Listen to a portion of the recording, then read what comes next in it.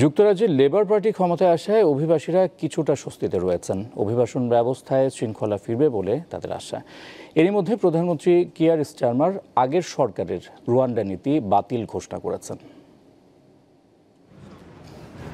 অর্থনৈতিক সংকটের পাশাপাশি যুক্তরাজ্যের অন্যতম প্রধান সমস্যা অভিবাসন প্রত্যাশীদের ঢল। এবারে নির্বাচনে অভিবাসন ইস্যুকে বেশি গুরুত্ব দিয়েছে লেবার পার্টি। প্রচারের সময় অভিবাসন প্রত্যাশীদের আশ্রয় ব্যবস্থা পুনর্গঠনের ঘোষণা দেয় দলটি। লেবার নেতা কিয়ার স্টারমার প্রধানমন্ত্রী হওয়ায় কিছুটা স্বস্তিতে আছে অভিবাসীরা।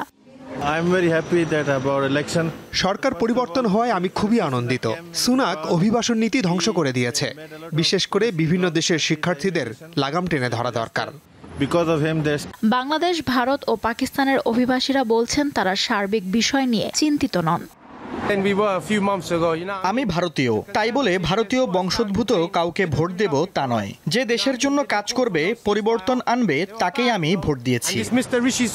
অভিবাসন ইস্যুতে ঋষি সুনাক সরকারের সবচেয়ে কঠোর ও বিতর্কিত পদক্ষেপ ছিল রুয়ান্ডা নীতি ঘোষণা। এর আওতায় অবৈধ অভিবাসীদের যুক্তরাজ্যে না রেখে আফ্রিকার দেশ রুয়ান্ডায় পাঠিয়ে দেওয়ার প্রস্তাব করা হয়েছিল। লেবার নেতা কিয়ার স্টারমার ক্ষমতা গ্রহণ করেই এই নীতি বাতিল করে দেন। লুৎফা ফৌজিয়া, দীপ্ত, বার্তাকক্ষ।